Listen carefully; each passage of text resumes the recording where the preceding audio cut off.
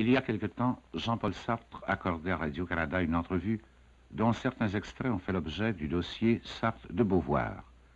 Étant donné l'intérêt des propos tenus par le philosophe français, nous croyons utile de vous présenter ce soir la version quasi intégrale de cette entrevue. Jean-Paul Sartre était alors interviewé par Claude Lanzmann, rédacteur à la revue Les Temps modernes, et Madeleine Gobeil, professeure à l'université Carleton. Sartre, je voudrais commencer par vous interroger sur des aspects paradoxaux de votre situation actuelle.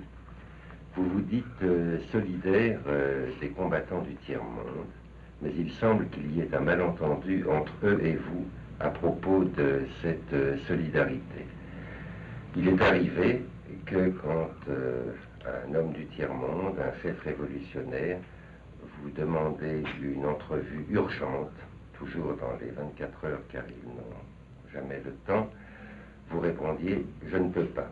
Il vous est également arrivé de refuser de participer à des meetings de solidarité.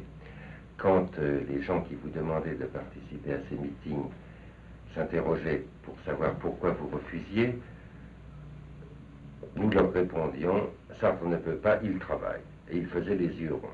Quand on allait un peu plus loin dans la réponse et qu'on leur disait Sartre a rendez-vous de telle heure à telle heure chez lui avec M. Flaubert, ils comprenaient encore moins. Comme il vous aime bien, il pense que ce travail sur Flaubert est une sorte de doux dada, mais également que Flaubert pourrait attendre et que vous seriez plus utile à votre poste de combat. À l'opposé de ces gens-là, disons en gros des hommes du tiers-monde, il y a toute une autre catégorie de gens qui pensent que c'est quand vous vous mêlez de politique que vous perdez votre temps. Votre acceptation aujourd'hui de présider le tribunal qui doit juger les crimes de guerre au Vietnam leur paraît un geste absolument farfelu.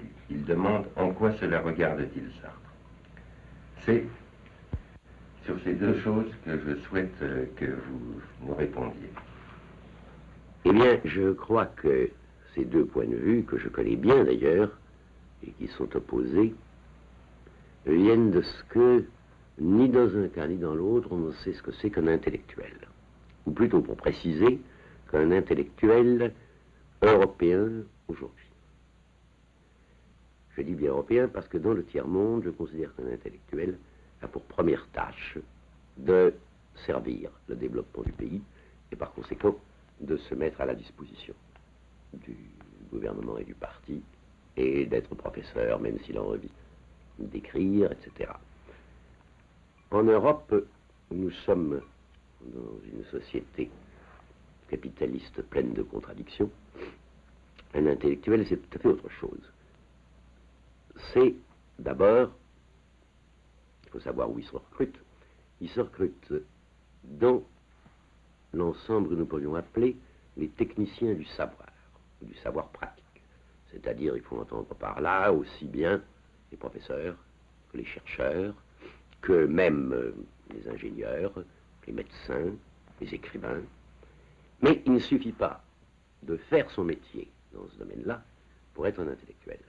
L'intellectuel apparaît à partir du moment où l'exercice même de ce métier fait jaillir une contradiction entre les lois de ce travail et les lois mêmes de la structure capitaliste.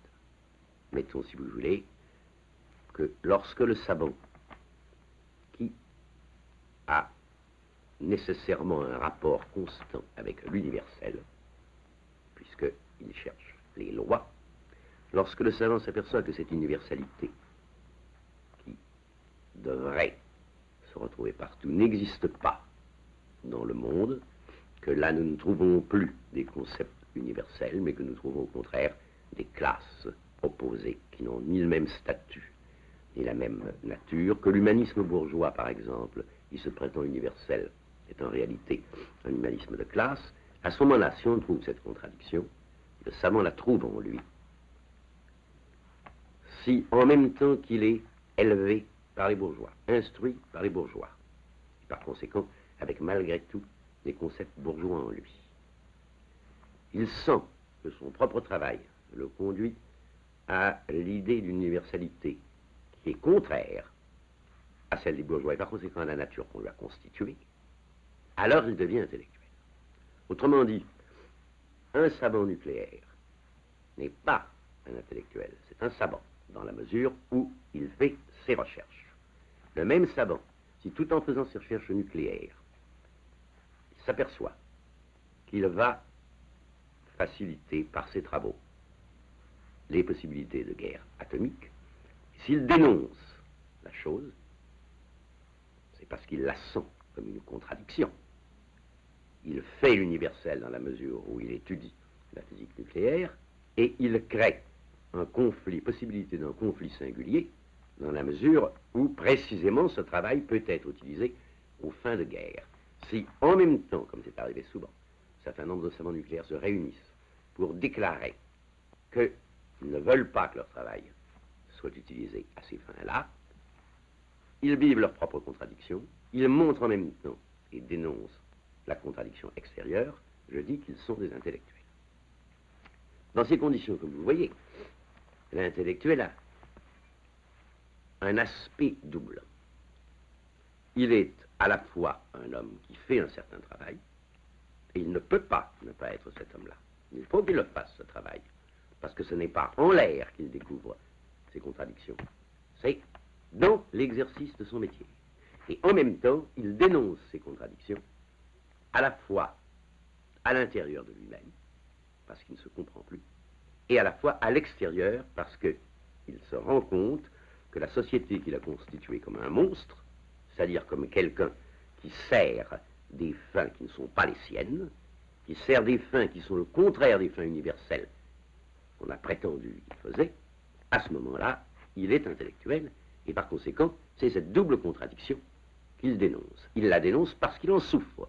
Il ne la dénonce pas extérieurement parce qu'il la découvre dehors, il la dénonce parce qu'il en souffre. Parce qu'il en souffre à sa manière, comme d'autres qui sont exploités ou aliénés peuvent souffrir. Simplement, bien sûr, c'est autre chose. C'est une souffrance qui n'est pas vivante, vécue au même titre, ce n'est pas une souffrance qui est dans le besoin, mais c'est précisément la découverte de l'aliénation en soi et hors de soi. Donc, si l'intellectuel ne découvre pas constamment en soi sa contradiction, si par conséquent il n'exerce pas constamment son métier d'intellectuel, du moins son métier de savant ou de technicien du savoir pratique, il est dans les nuages. Si au contraire il continue à le faire, il se trouve dans une contradiction, parce qu'il faut à la fois qu'il témoigne pour tous de la contradiction qu'il a, puisque c'est la même que celle des autres, vécue sur un autre plan, autrement, mais c'est la même. Donc, il faut à la fois qu'il fasse son métier et qu'il s'engage dans la manifestation des contradictions de la société. Il y a les deux. Et l'un sans l'autre n'est pas possible. Plus simplement, mes amis du tiers-monde ont la gentillesse d'être bien avec moi. Mes amis cubains m'ont fait confiance et m'ont dit, quand vous reviendrez à Paris, parlez de la révolution cubaine. Je l'ai fait. Je l'ai fait dans François. J'ai fait une quinzaine d'articles dans François. Mais croit-on que si je n'avais pas écrit des romans ou des essais, on m'aurait donné à François la possibilité d'avoir pendant 15 jours une page entière? Alors, vous comprenez, vous me dites que les Algériens ou les gens du tiers-monde se croient en position d'exiger tout de leurs amis et compagnons. Sur ce point, je suis tout à fait d'accord. Simplement, il faut savoir ce que signifie ce tout pour chacun. Et il faut voir qu'un politique et un intellectuel sont deux choses complètement différentes. Exiger d'un politique qu'il fasse tout pour la cause qu'il sert, ça veut très exactement dire qu'il se maintienne constamment sur le plan politique, qu'il soit en disponibilité politique perpétuelle, qu'il fasse des actions communes avec ceux qui les font dans ce sens, et qu'en même temps, il détermine un but en fonction des possibilités qu'il découvre dans le champ des possibles présents. Exiger d'un intellectuel qu'il fasse tout, c'est tout à fait autre chose. L'intellectuel est sans pouvoir.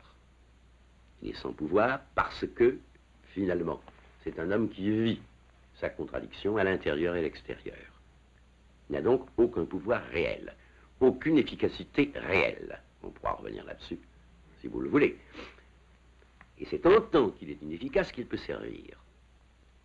Mais précisément, il faut lui demander de s'engager totalement en tant, justement, qu'il a un travail réel et qu'il a une efficacité sur un autre plan. Parce que c'est là qu'il est contradictoire. Et par exemple, je répondrai à l'inverse aux gens qui disent « Mais pourquoi vous vous occupez de politique bornez-vous donc à écrire, n'est-ce pas ?» Qui sont en général des amis. C'est-à-dire des gens qui connaissent depuis longtemps, qui aiment plus ou moins, mais enfin en général bien, ce que j'écris, et qui disent « Mais enfin, c'est ça qu'il faut que vous fassiez. » Ils ne comprennent pas que ce que je fais n'aurait pas de sens si ça n'était pas précisément à l'intérieur de cette contradiction. Cette contradiction, à la fois née entre ce que je fais et ce que je suis, et elle revient sur ce que je fais pour déterminer le sens même de mes travaux. Autrement dit, d'une certaine façon, si je ne faisais pas partie du tribunal Rossel, je n'écrirais pas Flaubert. Vous me direz, je l'ai écrit avant. Mais je voudrais qu'à ces époques-là, il y avait d'autres travaux du même ordre. On ne peut pas distinguer, d'une certaine façon, entre les deux termes de la contradiction. Ils sont unis en même temps qu'incompatibles. Par conséquent, chaque fois, je me rappelle par exemple que vers 52, quand j'étais au congrès de Vienne et que je me suis rapproché de mes amis communistes, beaucoup de mes amis me l'ont reproché, non pas parce que je me rapprochais des communistes, parce qu'ils disaient qu'est-ce que vous allez faire là-bas, etc. Le fait est que les années que j'ai passées à ce moment-là avec le mouvement de la paix, avec d'autres formations, à travailler en commun, m'a donné, je le crois, une expérience et une compréhension, une foule de choses qui me servent, même à présent, pour écrire le Flaubert. Alors, pour en venir à la guerre du Vietnam proprement dite, pourquoi aujourd'hui vous préoccupe-t-elle tellement? Je veux dire, quel type de danger comporte-t-elle? Eh bien, naturellement, c'est une banalité, mais une vérité de dire qu'elle comporte un danger nucléaire certain, un danger de guerre générale et nucléaire certain. Mais ce n'est pas dans cette perspective que je me place pour prendre position vis-à-vis de la guerre du Vietnam. Ce n'est pas non plus, bien que ce soit une chose absolument visible, d'un point de vue éthique, qui consisterait à dire ce qui est vrai, qu'il s'agit de l'agression d'un peuple de 200 millions d'hommes, riches, super armés, contre une nation où les paysans dominent, qui est quelques millions d'hommes, et qui n'a pas les moyens de répondre aux agressions aériennes, par exemple, bien que cependant elles tiennent et elles tiennent dur. Ce n'est même pas de ce point de vue.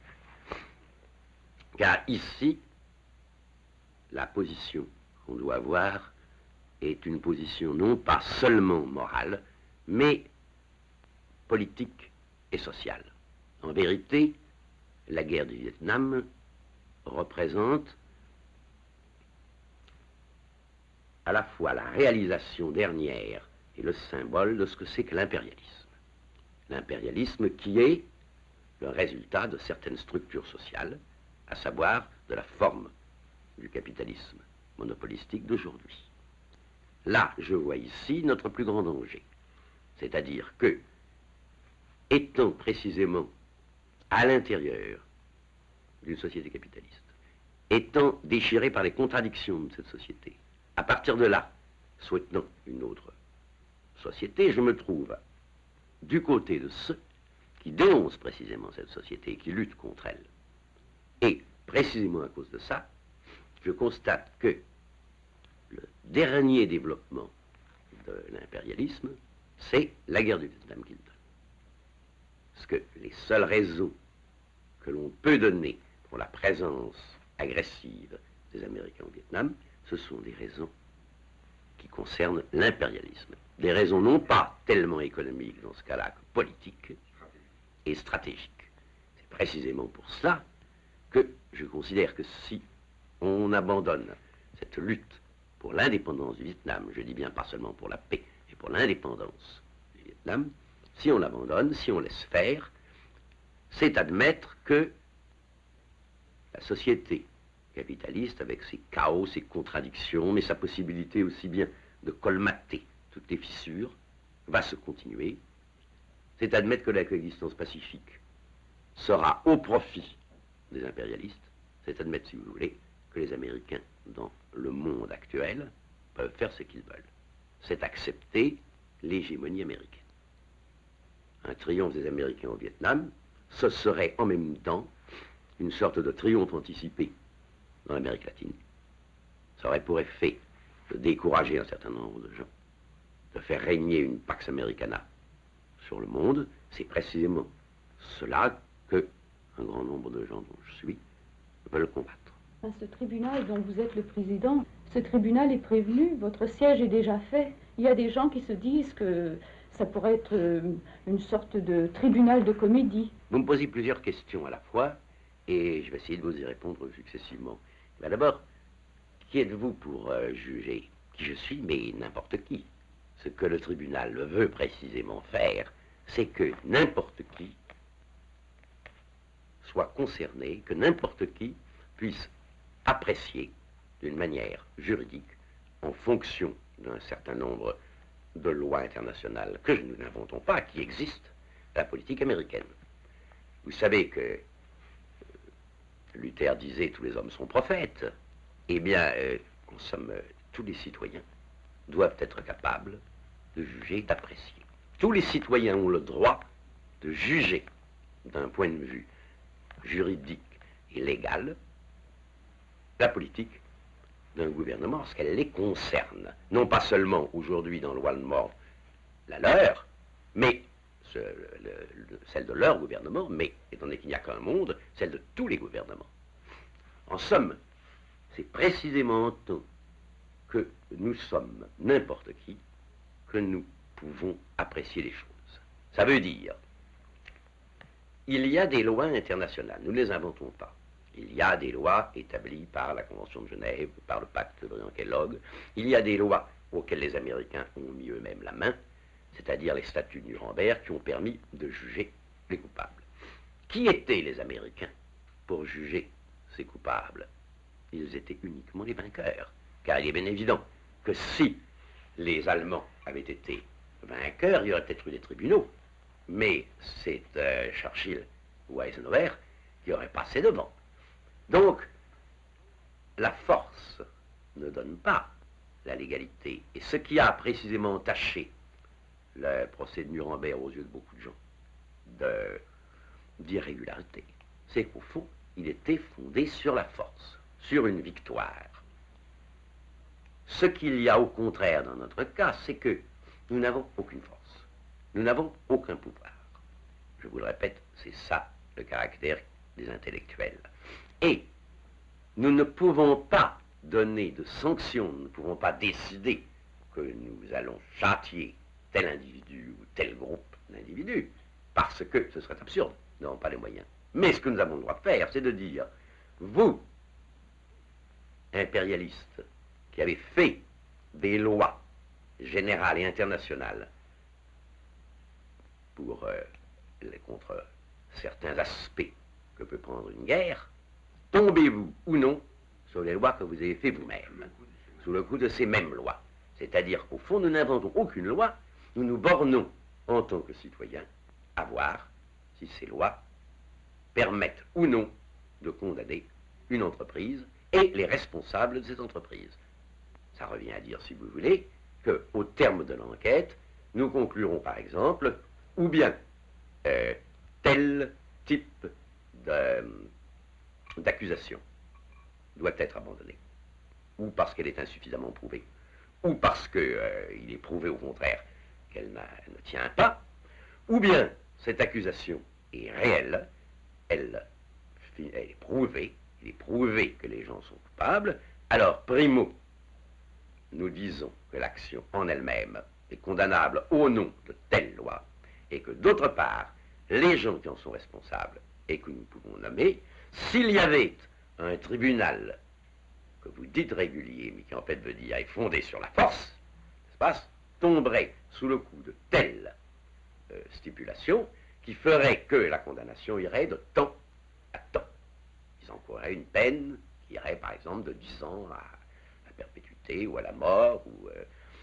Voilà exactement en quoi le fait d'être n'importe qui permet de faire un jugement plus légal, à la condition justement qu'il ne soit pas exécutoire, que un jugement qui serait fait par un tribunal institué par la force, car dans le domaine international, il n'est possible de faire une jurisprudence que basée sur la force. Autrement dit, le tribunal de La Haye ne fait rien du tout, parce que le tribunal de La Haye n'a pas de force. L'UNO ne peut rien juger du tout, parce que l'UNO n'a qu'un embryon de force. C'est déjà trop, parce qu'il y a des intérêts en jeu pour permettre une vraie légalité, mais ça n'est pas assez pour permettre un vrai jugement. Et vous me direz, mais au fond, vous vous mêlez de ce qui ne vous regarde pas, puisque effectivement, il s'agit d'une guerre entre les Américains et les Vietnamiens. À cela, je vous répondrai d'une part que ça regarde tous les hommes, étant donné que justement le danger d'une guerre atomique ou le danger de l'établissement d'une Pax Americana nous menace tous. Et deuxièmement, je vous dirais que l'intellectuel est ainsi fait qu'il se mêle toujours de ce qui ne le regarde pas. Parce que va-t-on reprocher à un intellectuel? Précisément ce que mes amis me reprochent. Mais faites donc votre travail sur Flaubert. Laissez donc les Américains tranquilles, ça ne vous regarde pas. Flaubert vous regarde. Et ça n'est pas vrai. Ce qui me regarde profondément, c'est justement ce qui ne me regarde pas. C'est-à-dire, c'est le fait que dans mon travail même, sur Flaubert ou sur autre chose, j'entre en contradiction avec moi-même. Et j'entre en contradiction avec la société extérieure. Et je ne puis terminer ce travail que si, en même temps, je fais partie, par exemple, de ce tribunal. Parce que la guerre du Vietnam conteste mon travail, et d'une certaine mesure, mais sans efficacité, mon travail conteste cette guerre. Tout ce que vous dites, vous auriez pu l'écrire. Pourquoi un tribunal? Pourquoi ce simulacre de tribunal, précisément? C'est-à-dire ce qui implique des commissions juridiques, ce qui implique un appareil, ce qui implique une certaine pompe, que vous le vouliez ou non. Parce que ce tribunal est un effort pour une prise de conscience. Nous voulons, en nous édifiant nous-mêmes, et publiquement, édifier les autres. Je vous donne des exemples. Les journaux américains rapportent que certains bombardements sont très destructeurs en ce qui concerne les vies humaines, les vies des civils. Certains journaux américains rapportent que des membres du FLN arrêtés ou capturés dans le combat sont ensuite torturés. On rapporte ces choses. L'opinion publique en est demi-informée, demi-pas. Il faut les vérifier et, si elles sont vraies, les imposer. Il faut que la vérification soit en elle-même une destruction d'un mythe ou bien l'imposition d'une vérité. Ce tribunal siégera longtemps parce qu'il faut que les gens qui en entendent parler prennent une lente conscience de ce qu'est la guerre du Vietnam. Et cette conscience, nous ne pouvons leur faire prendre qu'en la prenant nous-mêmes.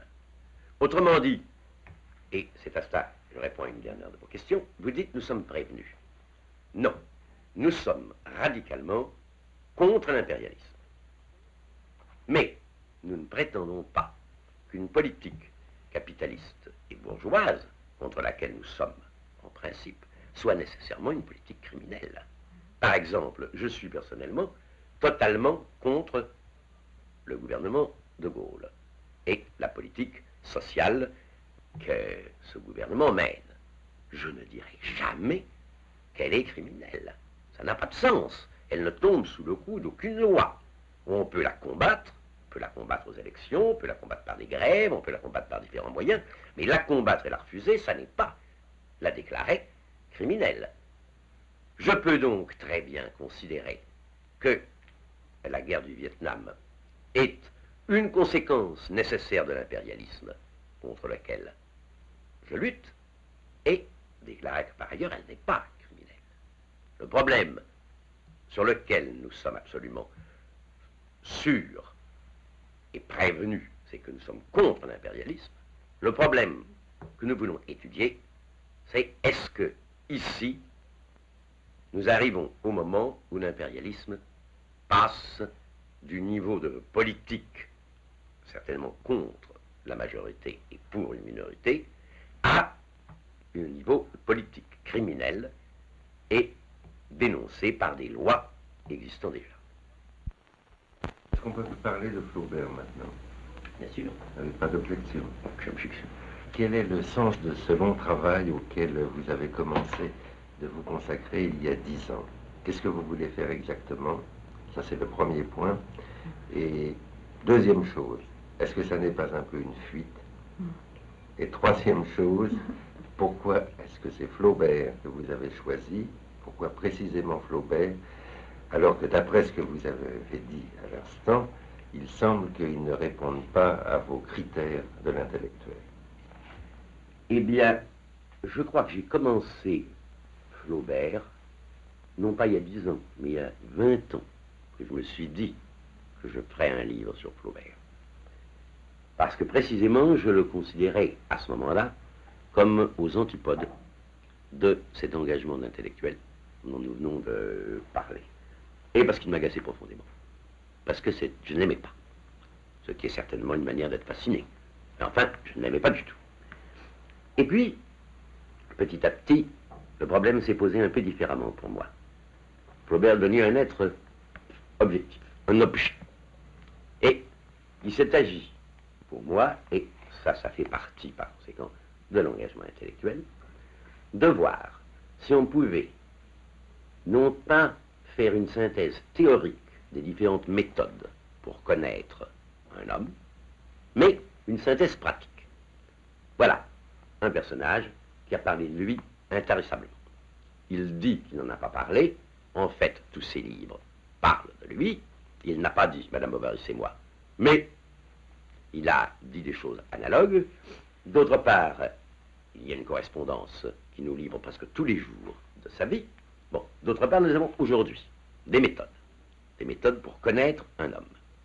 Des méthodes qui sont soit le marxisme, c'est-à-dire la considération de l'homme à partir de la société, des structures sociales, des institutions, des classes, du mouvement historique, des méthodes sociologiques qui peuvent ainsi étudier un groupe, l'appartenance au groupe, le type de vie et de conditionnement par ce groupe, des méthodes analytiques, psychanalytiques, qui consistent à étudier les réactions d'un homme à partir d'une espèce de totalité structurée dès l'enfance, d'autres méthodes encore, et toutes ces méthodes, comme vous le savez, si on les prend sur le plan théorique, abstrait, s'opposent entre elles.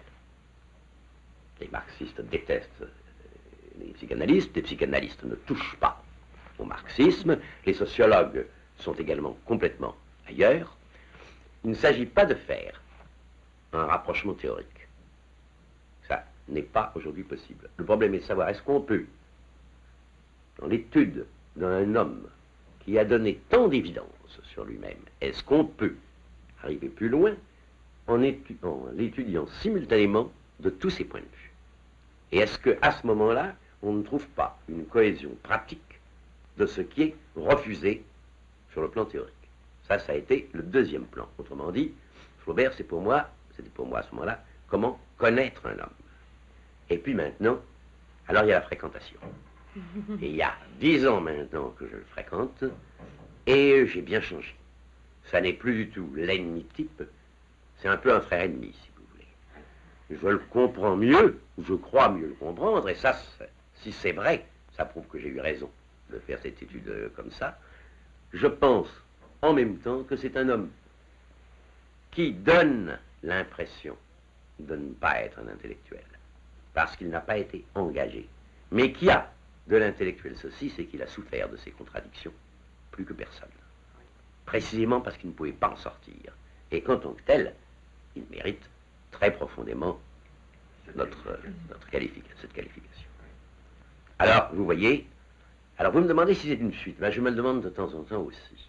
Parce que je vous ai dit au départ, n'est-ce pas, que il fallait le travail et l'engagement pour qu'il y ait la réalité de l'intellectuel. Bon.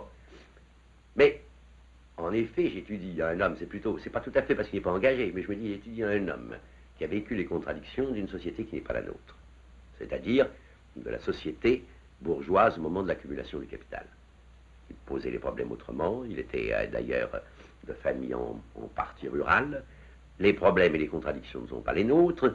Est-ce que je ne fuis pas dans le passé des choses trop fortes aujourd'hui? Je vous répondrai que c'est possible. C'est possible, par moment. Parce que, comme je vous le dis, la condition intellectuelle est très difficile à réaliser et à tenir. Alors c'est une chose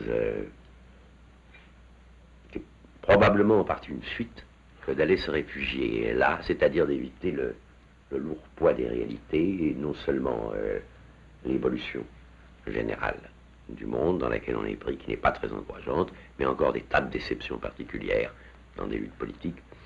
Bref, il y a une tentation. Mais je dois vous dire que c'est ça qui constitue aussi l'intellectuel et sa contradiction, c'est qu'il a envie de ne pas être intellectuel. Ce n'est pas agréable d'être intellectuel. Il vaut beaucoup mieux faire un travail rigoureux, par exemple, étudier un auteur en s'occupant uniquement des problèmes qu'il pose, ou bien faire des recherches scientifiques. C'est beaucoup plus agréable que de rester comme ça, le pied entre deux chaises, à méditer sur ses propres contradictions et sur les contradictions du monde. Simplement, ce qu'il faut savoir, c'est que c'est comme ça, et qu'il y a suite. Autrement dit, il s'agit, dans le cas de mon travail sur Flaubert, d'éviter l'anecdote, d'éviter de me complaire dans la restitution de l'anecdote, et d'essayer plutôt de chercher l'application des méthodes, parce que ça nous remet sur le terrain du monde contemporain et des recherches contemporaines. Il y a une mode aujourd'hui en France, c'est de vous tirer un grand coup de chapeau, comme un monument historique, puis de vous enterrer. Certains vous présentent comme un vieux fonctionnaire infatigable de l'humanité, comme le dernier des penseurs du XIXe siècle, égaré dans le nôtre, ou encore comme le dernier des philosophes, ce qui revient à dire que la philosophie n'a plus de sens et qu'on peut tranquillement se débarrasser et d'elle et de vous pour s'adonner enfin à la vraie science. Or, vous avez à peine répondu à ces attaques. Qu'en pensez-vous, Sartre? Je pense qu'elles sont légitimes et que j'aurais bien mauvaise grâce à m'en offusquer, étant donné que moi-même, je me suis fait les dents pour commencer sur Mauriac, qui d'ailleurs ne l'a jamais oublié, disant je pardonne les offenses, mais je ne les oublie pas. Donc je considère que c'est bien mon tour. Mauriac devait avoir à peu près mon âge au moment où j'attaquais ses romans. D'autre part, je pense aussi que c'est me faire bien de l'honneur de me dire le dernier penseur du XIXe siècle, parce que si je suis le dernier penseur du XIXe siècle, aujourd'hui, je suis aussi le dernier penseur du XXe, parce que je ne vois pas que les autres puissent être considérés comme des penseurs. Ce sont ou bien des rhétoriciens, simplement des rhéteurs, ou bien des sophistes.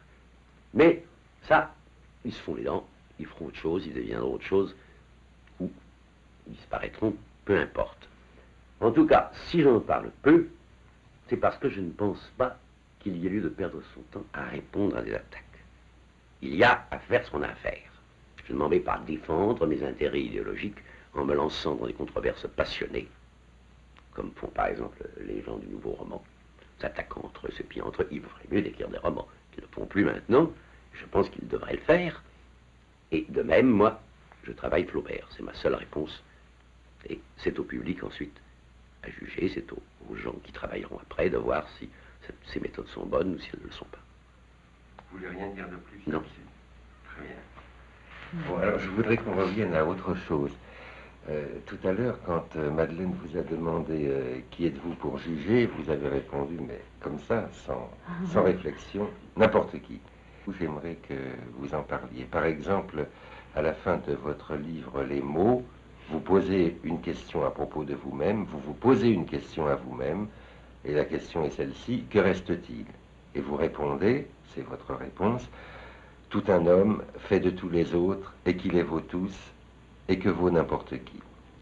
Aussitôt après la parution des mots, on vous a décerné le prix Nobel de littérature. Vous l'avez refusé et ceci a fait dire à quelqu'un qui vous aimait bien, et je trouve ça extrêmement drôle et j'aimerais que vous parliez là-dessus, décidément Sartre est plus n'importe qui que n'importe qui. Eh bien, vous comprenez, quand je dis tout un homme fait de tous les hommes, ça vaut pour moi comme pour tous, et ça signifie par conséquent une telle communauté en profondeur entre les gens que vraiment ce qui les sépare c'est du différentiel. Autrement dit, je trouve que il vaut mieux essayer de réaliser en soi, dans son aspect radical, la condition humaine, autant qu'on le peut, que de s'accrocher à une mince différence spécifique, que nous appellerons par exemple le talent, qui est un crime contre soi-même et contre les autres, parce que c'est s'attacher uniquement à ce qui sépare. En vérité, quand je dis que je suis n'importe qui, je veux dire les différences qui font l'objet de vanité, de recherche et d'ambition sont si minces qu'il faut vraiment être très modeste pour les rechercher. Et en même temps, on se mutile. Ce que je trouve au contraire, que je ne puis réaliser moi-même, parce que je suis, c'est ma contradiction bourgeois, c'est certains rapports extrêmes avec la mort, le besoin, l'amour, la famille, dans un même moment de danger, qui fait que, à ce moment-là, on touche à la vraie réalité humaine, c'est-à-dire à l'ensemble des rapports vécus à tous les termes limites de notre condition. Ça, pour moi, c'est pour ça que j'ai du respect pour les gens qui vivent dans ce domaine, par exemple, si vous voulez, pour ce qu'étaient des paysans cubains avant la Révolution. Dans la misère, dans la souffrance, à mon avis, ils réalisaient infiniment mieux ce que c'est qu'un homme, que M. de Monterland, par exemple. Et c'est ça que je veux dire. Cependant, je pense que dans ces conditions, être n'importe qui n'est pas simplement une réalité, c'est aussi une tâche. C'est-à-dire refuser tous les traits distinctifs pour pouvoir parler au nom de tout le monde. Et on ne peut parler au nom de tout le monde que si on est tout le monde.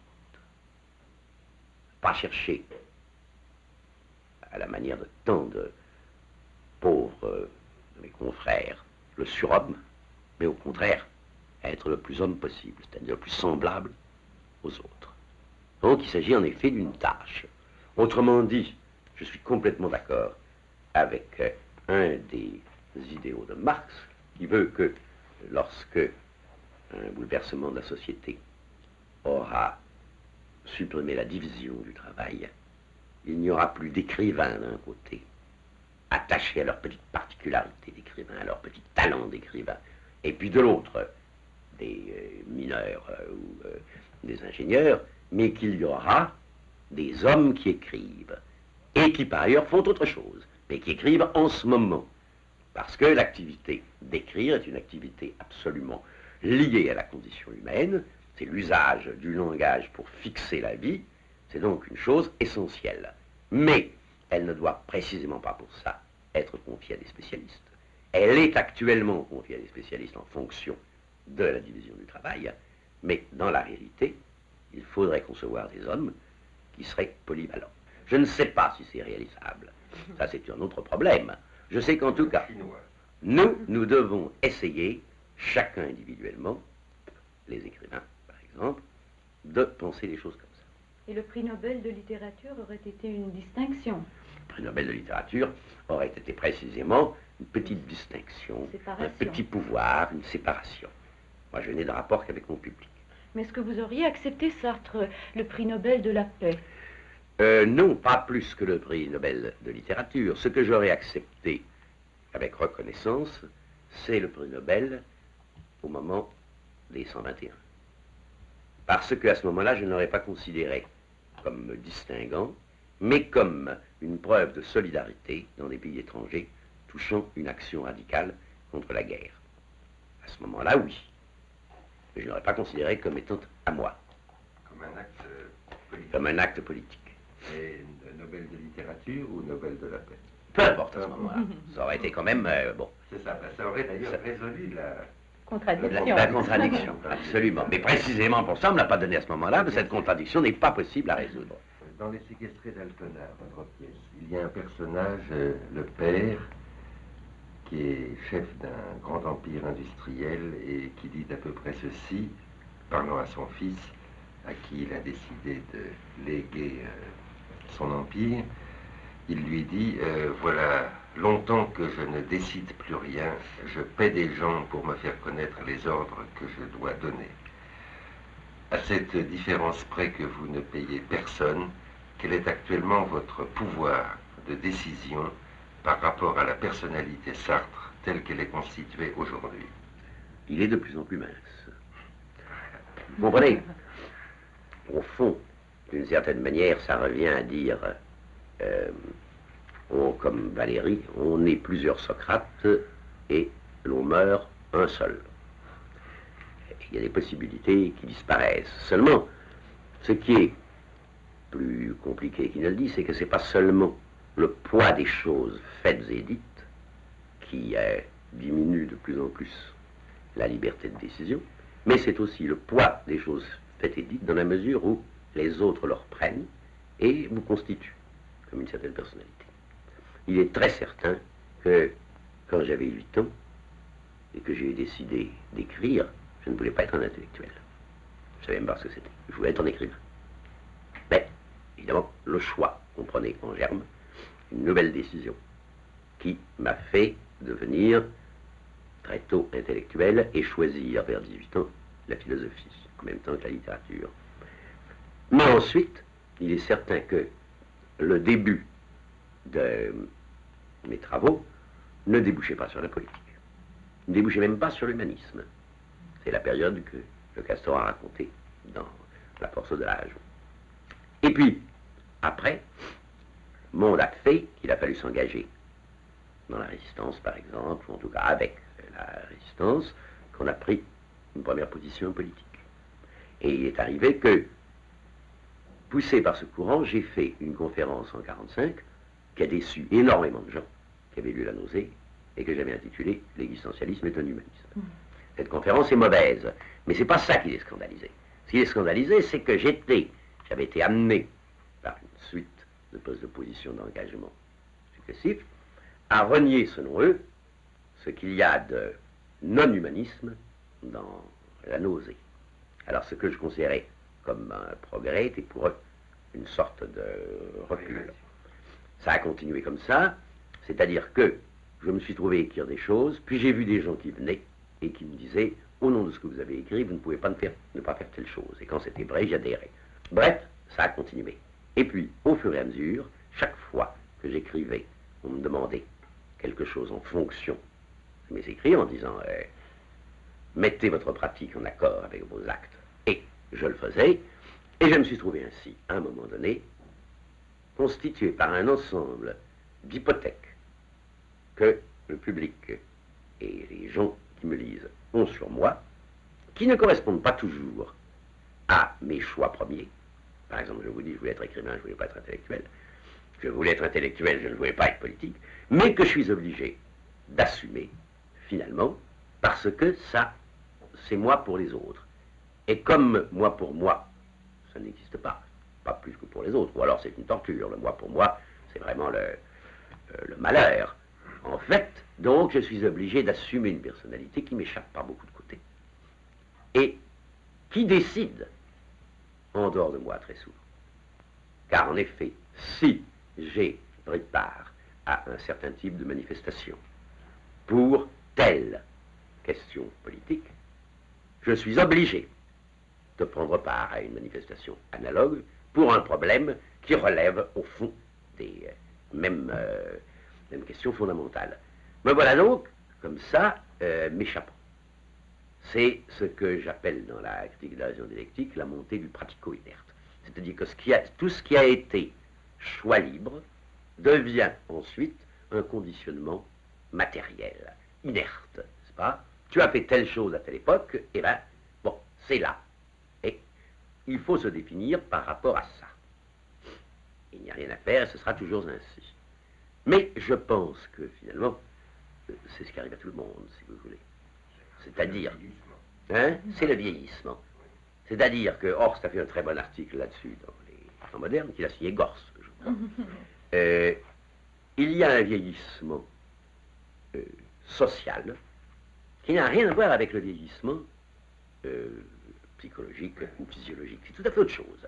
C'est le fait que, par exemple, lui disait, ben, maintenant, je n'ai plus l'âge où je peux changer de carrière parce que je suis trop vieux pour que un apprentissage long soit rentable. Donc, je n'entrerai pas dans telle carrière.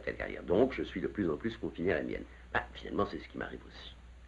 Il m'arrive aussi, j'ai renoncé de très bonne heure à mes rêves d'être danseur de cordes, que j'ai eu quelquefois vers 8 ans, sans gêne. Ben, je dois également renoncer, finalement, à être autre chose que cette espèce de composé hybride de ce que j'ai voulu être, de ce que les autres m'ont fait. Finalement, c'est ça ma réalité objective. Elle est aliénée, c'est normal, nous sommes tous aliénés. Il faut se débrouiller comme on peut. Alors il me reste une petite marge de choix. Ben, il faut l'utiliser jusqu'à ce que la masse pratico-inerte ne me donne plus aucun choix. À ce moment-là, je serai une potiche. Oui. Mais en même temps, c'est pas tout à fait juste ce que vous dites, parce que c'est votre liberté. Après tout, mais la liberté consiste dans l'engagement. Et l'engagement, en se transformant en pratico-inerte, c'est ce que j'ai voulu, c'est ce que je n'ai pas voulu, c'est ce que je dois vouloir. Oui. Ça revient au même, c'est-à-dire qu'au fond, je dois vouloir cela. Et je pense que finalement, c'est ça. On doit finir par être un bloc de ciment, un peu avant de mourir. C'est la vérité, mais je ne pense pas qu'il y ait d'autres solutions de la vie humaine. Parce que si vraiment on fait une entreprise, on s'engage, on est de plus en plus celui qui a fait ça, on est pris de plus en plus de côtés différents par des générations qui changent. Je vais vous dire, il y a une certaine personnalité Sartre qui existe pour les autres, que je ne connais pas complètement, qui varie, qui change, et qui cependant me conditionne puisque je dois l'assumer. Car je dois aussi bien assumer ce que je suis pour des amis du Mali ou de Cuba, que ce que je suis pour le nouveau roman, par exemple. Oui, je dois toujours tout prendre, et je pense que tout le monde, au fond, doit être comme ça. Alors, si vous voulez, du moment que la liberté, c'est l'engagement, eh bien, la fin de l'engagement, c'est la disparition de la liberté. Seulement, on a accompli une vie à ce moment-là. Pourquoi, Sartre, quand vous polémiquez, êtes-vous solidaire même des salauds que vous dénoncez? Pendant la guerre d'Algérie, écrivant contre le général Salan et l'OAS, et vous adressant aux Algériens, vous disiez « nous ». Ce « nous » ne désignait pas les Algériens et vous, mais l'OAS et vous. Il y a un tic chez vous. Il y a d'abord que c'est un tic, que c'est une précaution rhétorique. Si, à l'époque de l'OAS, j'avais dit aux Français « vous êtes des salauds », ou si j'avais, m'adressant aux Algériens, dit « les Français sont des salauds », je me mettais à part, je reniais ma condition de Français, que je ne peux pas renier, car c'est une réalité fondamentale, et je ne touchais pas les Français, qui se jugeaient insultés. Si au contraire, sous la forme confession, je dis « nous sommes des salauds », je fais passer. Nous torturons. Nous torturons. Vous avez passé notre vie à dire nous torturons alors que vous combattiez la torture. Oui, parce que, c'est la première raison, parce que je pense que c'est au nom de la solidarité française que je dois, à l'intérieur de la France, dénoncer un crime. Donc, je dois, en même temps que je le dénonce, le prendre pour mien. C'est la seule solution pour que les Français avalent la chose. Et en même temps, c'est un piège qu'on leur tend, parce que quand je dis « nous torturons », eh bien, ce « nous », ils vont le prendre en disant « je torture », même s'ils sont simplement des indifférents, ou s'ils n'ont pas été touchés par la nouvelle, qu'ils ne l'ont pas entendue, et par conséquent, ça devient une invite à la prise de conscience chez eux-mêmes. Mais il y a autre chose qui est, je crois, plus profond. J'ai écrit dans Saint-Genet que il y a des gens à qui certains vices ou certaines constitutions sexuelles font horreur. Par exemple, j'ai connu des tas d'hommes qui avaient horreur de l'homosexualité. Les mêmes gens, alors ils considèrent ces gens-là que un homosexuel n'est pas un homme, qu'ils ne sont par conséquent absolument pas touchés par cela, ils refusent toute solidarité. Ces gens-là, par contre, se sentent concernés par l'exploit des cosmonautes. Ils considèrent, et à mon avis ils ont raison, que les cosmonautes ont réalisé pour eux une de leurs virtualités, une de leurs possibilités, que s'ils avaient été élevés autrement, que s'ils avaient eu une autre enfance ou une autre jeunesse, ils auraient pu eux-mêmes faire la chose. Ainsi, à ce moment-là, l'homme qui se détache vaut pour tous, représente une virtualité qui en chacun. C'est très juste, mais pourquoi prendre uniquement, dans ce cas-là, celui qui va au plus haut, celui qui réalise une performance? Le crime, la torture, le racisme, toutes ces choses-là, nous ne devons pas les considérer comme en dehors de nous, mais plutôt comme des réalisations également de nos virtualités. Il ne faut pas dire l'homme n'est ni bon ni méchant, il faut dire selon les circonstances, il est bon ou il est méchant. Ainsi, par conséquent, quand on considère le racisme, il ne faut pas considérer l'antiracisme comme un état de lutte avec l'extérieur. Là, nous revenons à l'intellectuel. Il faut aussi le considérer comme un état de lutte contre soi. Je ne crois pas qu'on m'ait jamais traité de raciste. C'est pourquoi je puis dire que je suis certainement entaché de racisme par mon enfance et qu'on ne s'en débarrasse que par une lutte constante. Il y a eu chez moi à un certain moment une façon d'être trop gentil avec des gens qui venaient du tiers-monde, c'était alors les colonies, et qui m'apportaient un manuscrit qui était mauvais. Un Français, un blanc. J'aurais dit, il est mauvais. À eux, je prenais, pour le dire, des circonlocutions, que je prenais pour de la courtoisie, et qui en réalité trahissaient un certain racisme, dont d'ailleurs je me suis débarrassé depuis. Mais il y a certainement d'autres niveaux de racisme que j'ai encore et dont je peux me débarrasser. De la même manière, je ne pense pas que la croyance en Dieu, on puisse s'en débarrasser comme ça, c'est parce que ça se met dans tous les domaines, ça se retrouve partout, c'est une certaine croyance, un certain type d'absolu, une certaine possibilité d'être vu par un témoin tout-puissant. Cette croyance-là, elle se met partout, et l'athéisme est une entreprise. On peut l'amener ou non, mais si on l'amène, il faut bien se rendre compte qu'on ne va pas rayer la chose comme ça. C'est beaucoup plus compliqué. De sorte que, si vous voulez, je considère que, même par rapport à un bourreau, que je condamne sans la moindre hésitation, radicalement, même par rapport à un bourreau, je ne dois pas supprimer ce minimum de solidarité qui est que, qui sait, il y a une chose, et quand je le condamne, d'une certaine mesure, je me condamne moi-même en disant, si jamais je l'étais, je ne mériterais pas de pitié. Il y a une chose qui m'a un peu troublé à un moment donné, au temps de la résistance, c'est que tous les gens qui étaient liés de près ou de loin à la résistance et qui étaient un peu conscients se posaient la question, si on me torture, parlerai-je? Et qu'ils disaient, je ferai tout mon possible pour ne pas parler, mais aucun n'était sûr.